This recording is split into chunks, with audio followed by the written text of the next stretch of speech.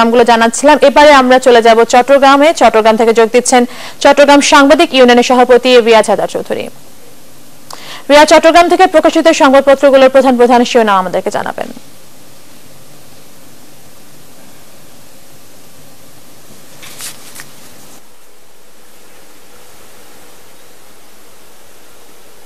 ধন্যবাদ তাবাসসুম। চট্টগ্রামের প্রায় সবকটি কাগজেই আজকে রাজনৈতিক একাধিক প্রতিবেদনের পাশাপাশি বিশেষ করে 29 এপ্রিল অর্থাৎ প্রলয়ঙ্করী যে ঘূর্ণিঝড় জলোচ্ছ্বাস হয়েছিল 1991 সালের এই দিনে, সেটির উপর একাধিক প্রতিবেদন আছে।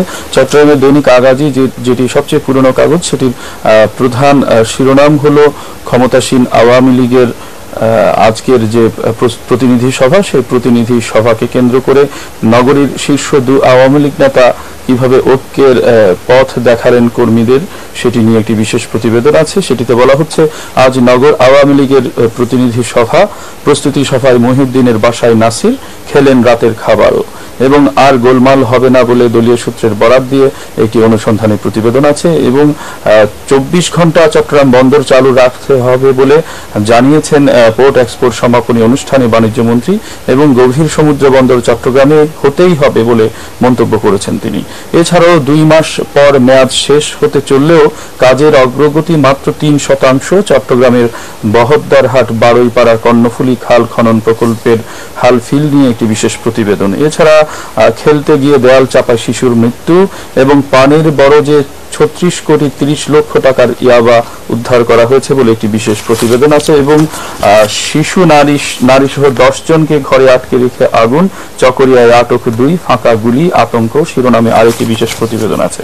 দৈনিক পূর্বক্ষণ চট্টগ্রামের আরেকটি বহুল প্রচারিত কাগজ, যেটিতে বলা হচ্ছে আদালতে স্বীকারোক্তিমূলক জবানবন্দির বরাত দিয়ে একটি প্রতিবেদন।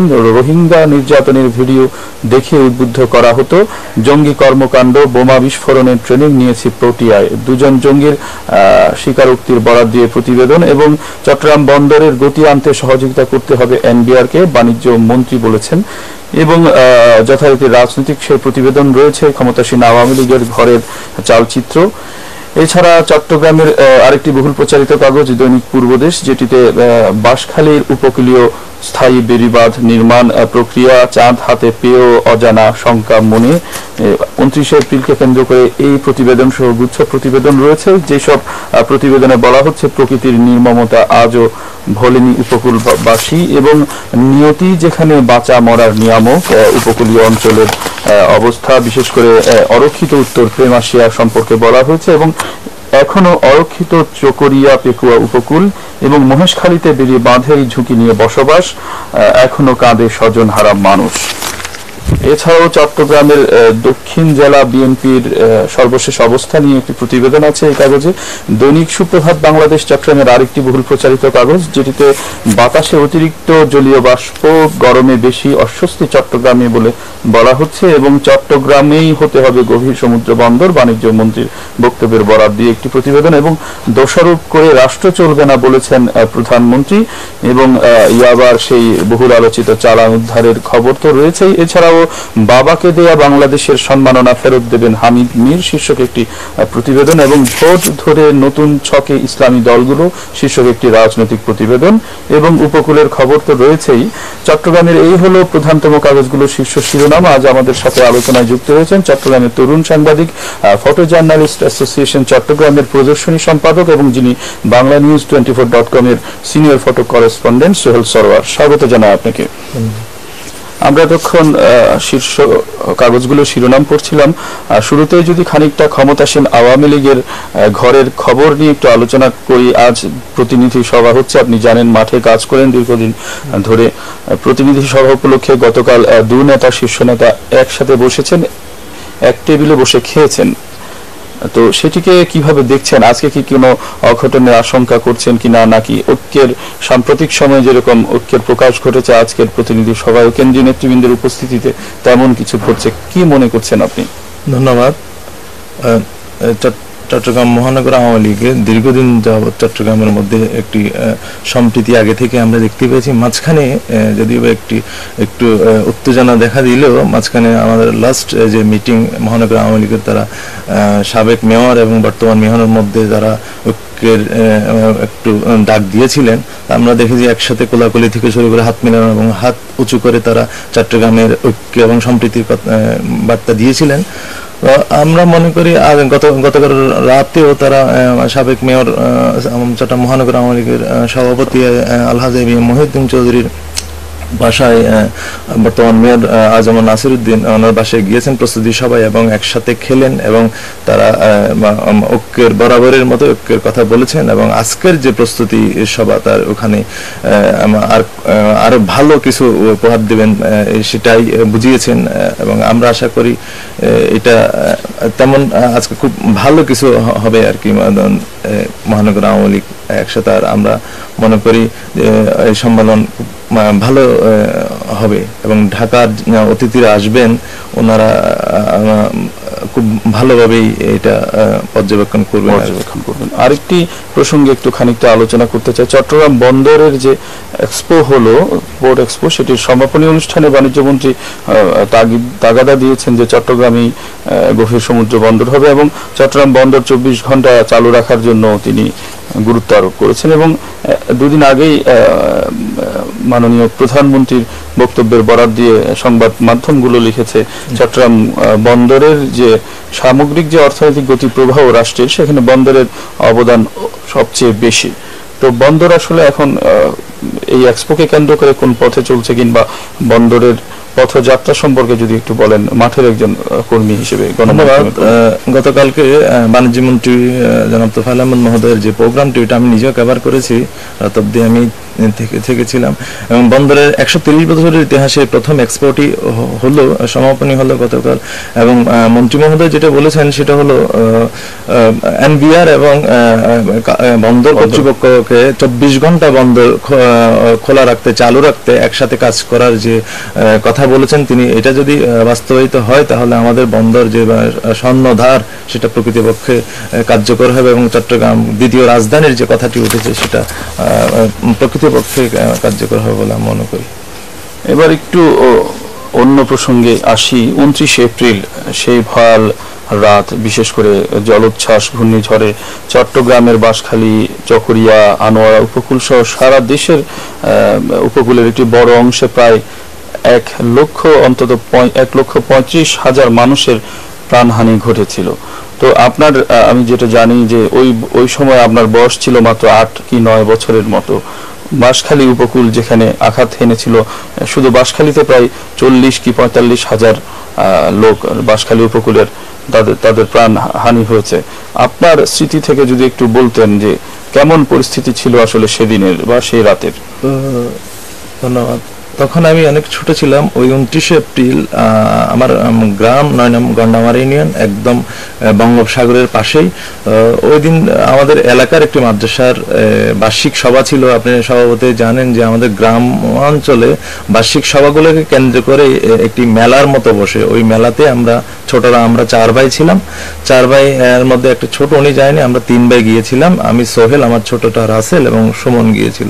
আমরা ওই দিন গুড়ি গুড়ি বৃষ্টি হচ্ছিল, আমরা 3 ভাই গিয়েছি, নাগরদোলায় চড়েছি, অনেক মজা করেছিলাম। বৃষ্টির কারণে আমরা সভাপতি একটু মন খারাপ ছিল, আমরা যে মেলাতে প্রতিবারের মতো মজা করতে পারিনি। কিন্তু রাতে যখন আস্তে আস্তে দমকা হাওয়া বাতাস শুরু করলো, প্রথমে প্রচন্ড বাতাসে আমাদের দরজাখানি একদম ভেঙে পড়লো। মা বাবারা আমাদেরকে ভিতর আস্তে আস্তে বললো যে না, চিন্তা করো, তোমরা ভয় পেও না, কিছুই হবে না। পরে দেখলাম যে হাঁটু পরিমাণ পানি হঠাৎ হয়ে গেল। তা আমরা 4 ভাইয়ের মধ্যে একদম ছোট জনকে, আমার মা এবং আমি এবং আমার ছোট রাসেলকে নিয়ে বেরিয়ে গেল যে পানি এসছে, চলো তাড়াতাড়ি বেরিয়ে যায়। আর আমার যে 3 নম্বর ভাই যে সুমনকে আমার বাবা নিয়ে বের হতেই হাঁটু পরিমাণ পানি থেকে সাথে সাথে গলা অব্দি হয়ে গেল এবং কে কোথায় ছিন্ন ভিন্ন হয়ে গেল বুঝতে পারিনি।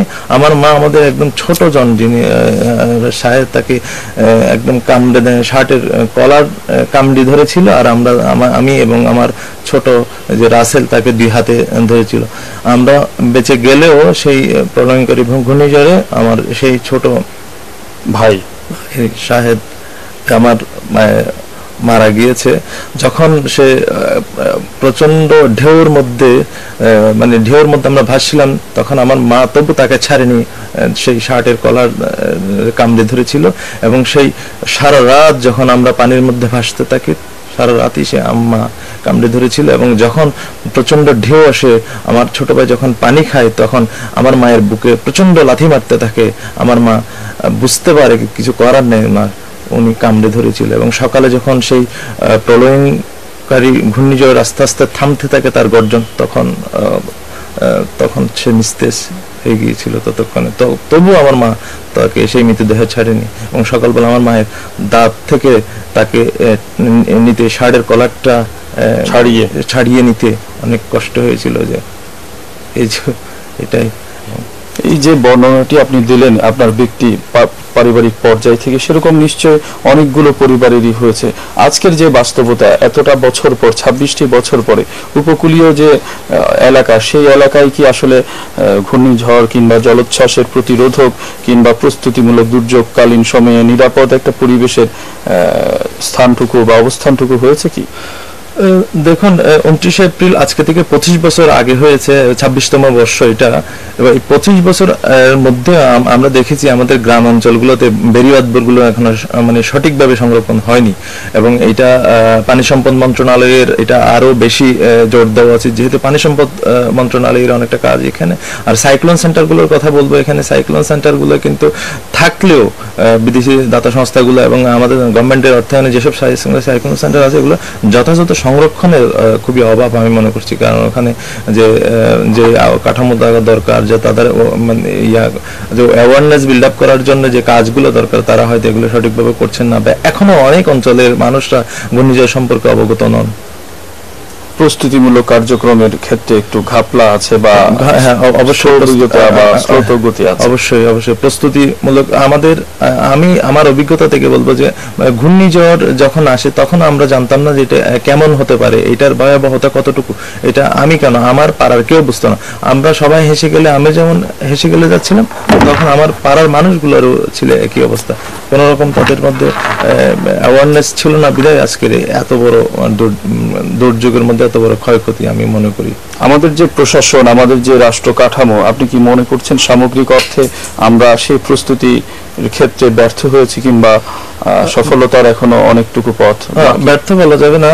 আমাদের মধ্যে যেমন আমাদের বিভিন্ন সংস্থা আছে, দুর্যোগ মন্ত্রণালয় তো আমাদের আছে, তার মন্ত্রণালয়ের লাস্ট আমি একটা মিটিং এ দেখেছি, এখানে মাননীয় মন্ত্রী মহাজন হোসেন চৌধুরী মায়া মহোদয় এসেছিলেন এবং ওনারা সব ডিপার্টমেন্টের লোকজন নিয়ে সম্প্রতি মিটিং করেছিলেন। যেহেতু এখন সেই মৌসুমটা চলছে, যতটুকু প্রস্তুতি দেখছি আমাদের হয়তো 29-26 বছরের আগের তুলনায় এখন অনেক বেশি ভালো আমি মনে করি।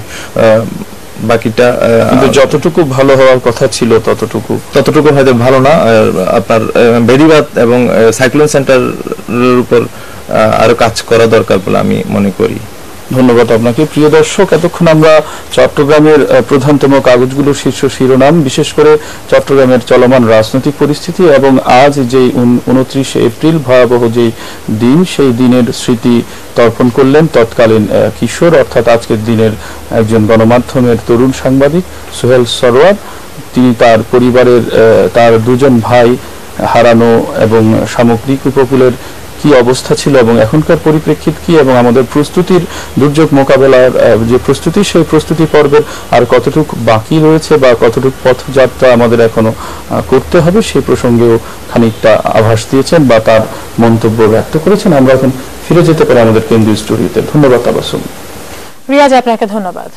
দর্শক, আপনারা দেখছিলেন আমাদের নিয়মিত আয়োজন সংবাদপত্র পর্যালোচনা। আলোচনায় যোগ দিয়েছিলেন চট্টগ্রাম সাংবাদিক ইউনিয়নের সভাপতি রিয়াজ হায়দার চৌধুরী।